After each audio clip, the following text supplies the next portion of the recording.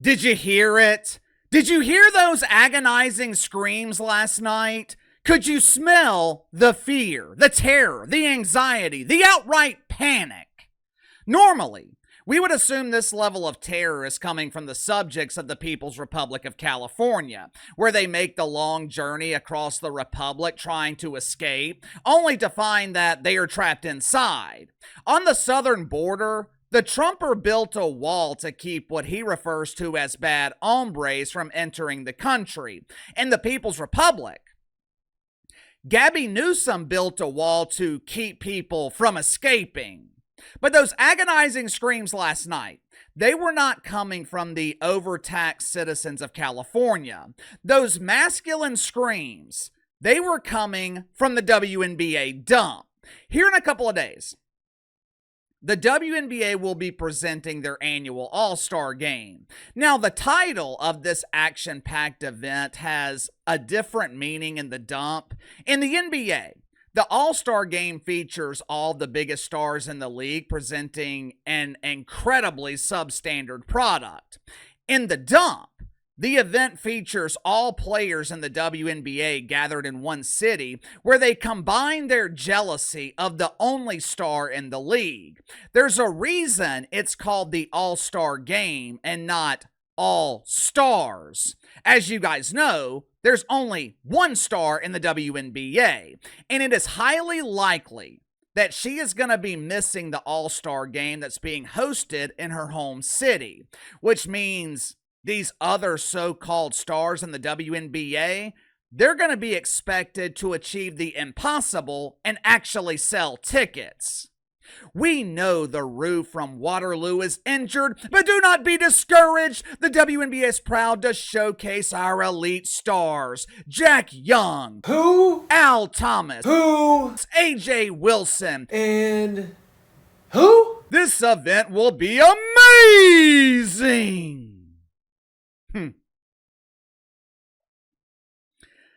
Last night was a dramatic night for the WNBA, which is not a bad thing. I was actually talking to someone about this yesterday afternoon. Maybe it's just me, but the WNBA hasn't seemed as dramatic this season, at least when compared to the level of drama that we saw last year. Like I told you guys before, I don't know if the WNBA can maintain their current momentum without the dramatics. But Caitlyn Clark and the female Suns from Connecticut, along with incompetent WNBA officials, they damn sure provided the drama last night. I didn't know if I was watching a pretend basketball game or the Real Housewives of Gay Georgia. There's only so much shit one person can take. You can only suppress the frustration for so long. You can maintain your composure for a while, but eventually, the suppressed anger is going to surface.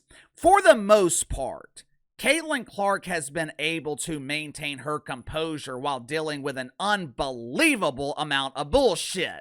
Constant criticism from the mainstream media, criticism from pretend analysts like Monica McDougal, who wasn't qualified to play in the WNBA. Girl, who is this white girl? She's trying to take over our league. Why are all these white people watching pretend basketball? This league belongs to us. There's no room for the others.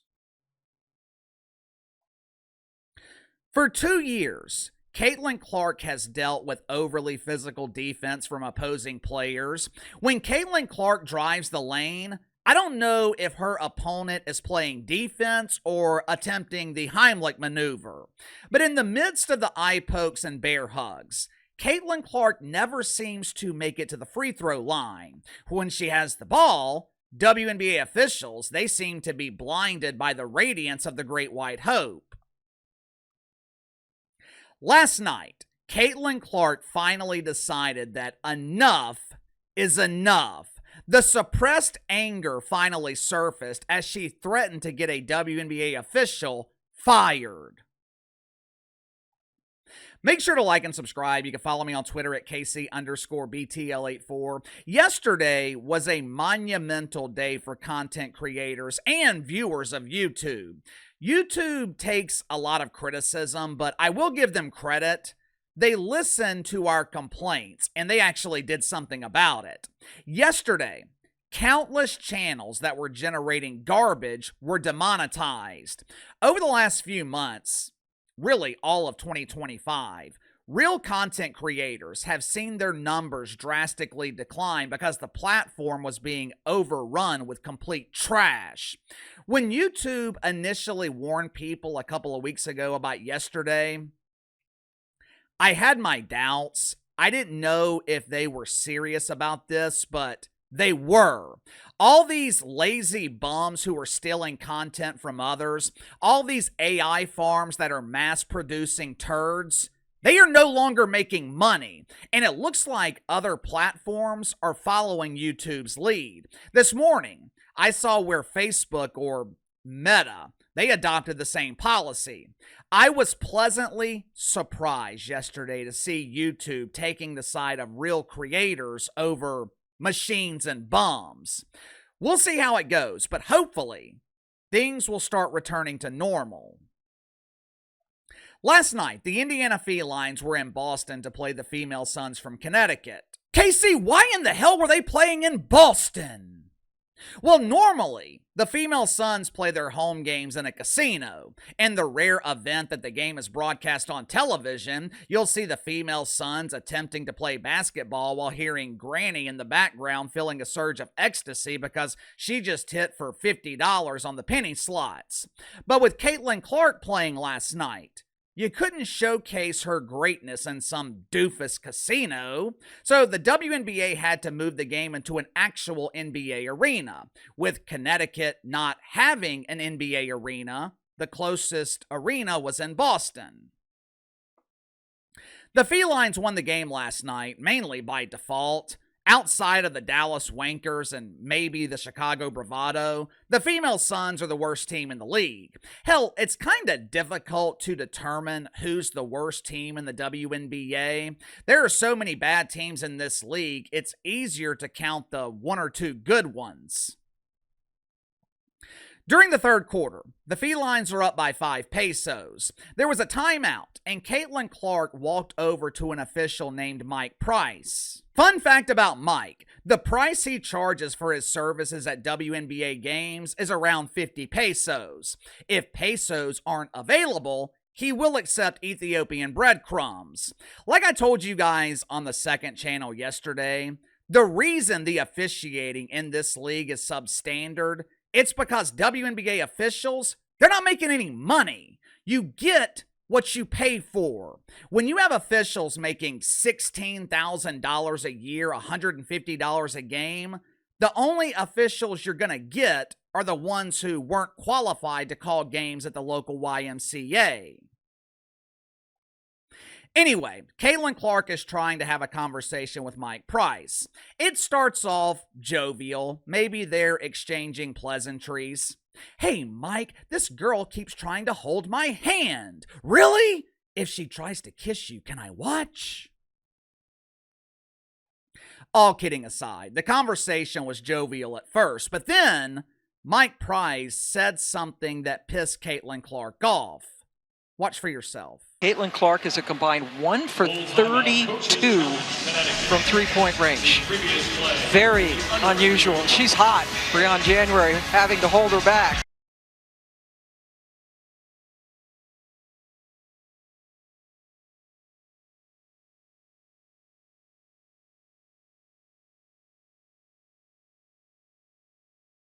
Caitlyn Clark is flexing her power and threatening to call the diva of dump divas Kat Engelbert, which fine. That's fine. Something needs to be done about these incompetent officials, but the problem is Mike Price will just be replaced by someone just as incompetent because WNBA officials are making turd crumbs. They don't even get the full turd. They're just getting a tiny piece. There is a reason Caitlyn Clark is increasingly frustrated with WNBA officials. Many believe that the overly physical style of play is leading to injuries, which is exactly what happened last night late in the fourth quarter. Caitlyn Clark once again tweaked her groin on a non-contact play. Now, as of this recording, we don't know how much time she could miss, but it doesn't look good. Caitlyn Clark has already missed damn near the entire season, and now she's likely to miss the All-Star game and could potentially be out for weeks. The people who should be overly concerned about this are other WNBA players. Tomorrow, the Diva of Dump Divas is supposed to meet with a group of WNBA players to continue negotiations for a new CBA. Caitlyn Clark is supposed to be involved in these discussions. Now, I don't know if the injury changes that, but as of now, she is supposed to be involved. The only leverage WNBA players have for demanding increased salaries, increased benefits, the only leverage they have is the increased ratings and attendance, both of which are being driven by Caitlyn Clark. Now, some of that leverage has shifted because Caitlyn Clark can't stay healthy. The foundation of this entire league is built on one player. The average CBA lasts 3 to 5 years. Can consistent groin injuries lead to problems with your Achilles? I don't know. According to Google AI, it can, but I don't know how reliable that information is. Either way, the injury was clearly affecting her performance. And with Caitlyn Clark re-aggravating the same injury, I would expect her to miss significant time. Depending on the severity, groin strains can take anywhere from 4 to 8 weeks to heal. If it's the latter, Caitlyn Clark is essentially done for the season. As of right now, ticket prices have not declined for the All-Star game yet. But once they announce Caitlyn Clark's not going to be playing, I would imagine that ticket prices are going to plummet. WNBA players are trying to use Caitlyn Clark for leverage, but that leverage has been damaged by injuries. From what I have seen, the players in the league are way off when it comes to salary and compensation.